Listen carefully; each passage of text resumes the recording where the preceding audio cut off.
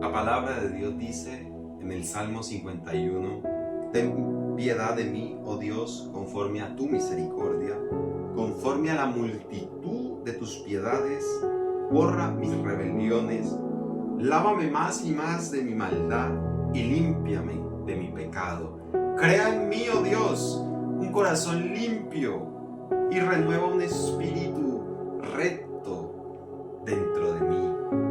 Este salmo fue registrado cuando el rey David pecó contra Dios. Dice que ese día no salió a la batalla, se subió a la terraza de su palacio y había una mujer bañándose. Dice que la codició, la mandó a llamar y se acostó con ella. También, para tratar de ocultar su pecado, dice que mandó al esposo de ella, que se llamaba Urías, a que lo pusieran en lo recio de la batalla, para que le quitaran la vida.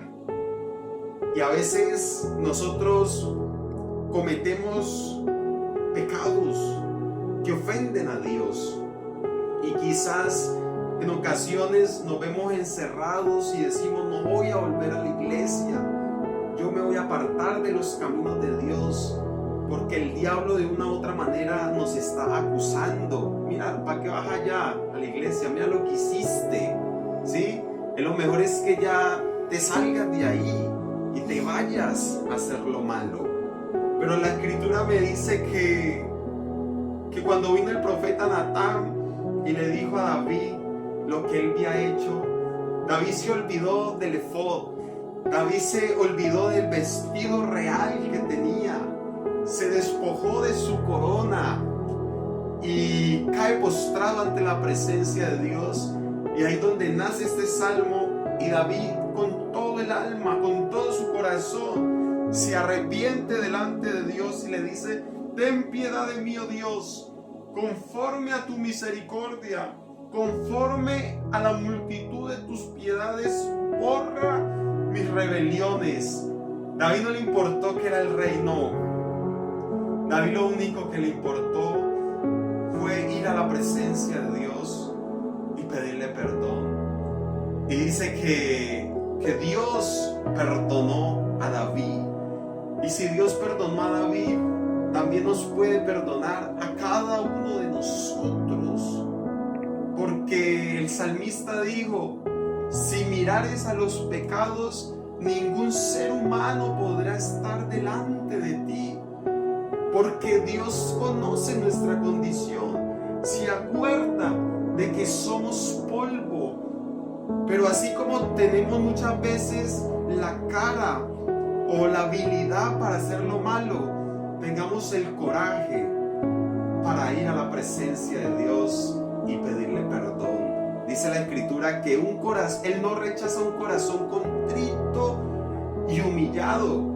Muchas veces estamos emocionados, estamos en el fuego, en la presencia de Dios. Quizás estamos recién llegados a los caminos y le decimos: Señor, donde tú me mandes, Señor, lo que tú me digas yo voy a hacer.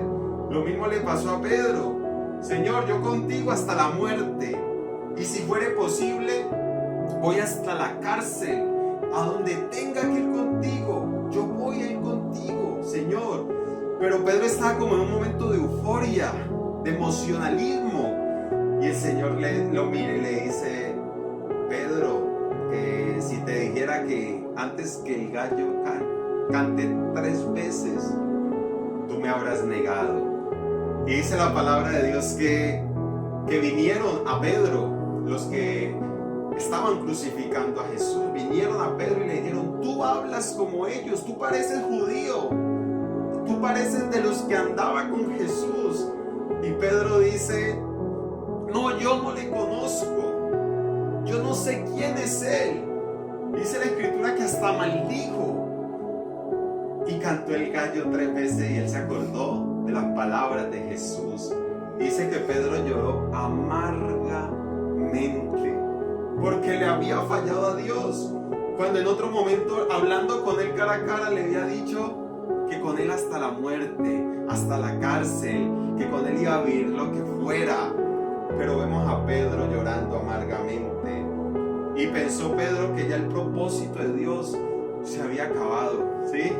A veces nos pasa a nosotros, cuando cometemos algo que sabemos y que la conciencia nos está acusando, nosotros decimos, yo pensaba que yo iba a llegar a hacer esto en Dios, o yo pensaba que Dios me iba a usar de tal manera, pero como ya caí, ya cometí pecado, ya no soy digno, y como que queremos volver atrás como Pedro. Dice que Pedro volvió a las redes, y muchas veces nosotros volvemos a los mismos hábitos de antes, o volvemos a hacer los mismos vicios de antes, o a practicar lo que desagrada a Dios, porque ya no soy digno de Dios. Y Pedro se fue a pescar, y como Pedro tenía un liderazgo tremendo, lo siguieron otros de sus discípulos. Dice que se fueron a pescar, pero allá pescando, dice que toda la noche habían pescado y no habían cogido nada, pero se aparece Jesús. Y es que cuando se aparece Jesús en nuestras vidas, todo cambia. Cuando se aparece Jesús, llegan los mejores momentos.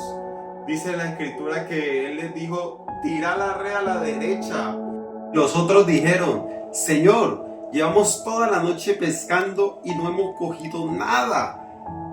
Pero cuando aparece Jesús, las cosas cambian. Jesús les dice, tira la red a la derecha. Y ellos obedecieron.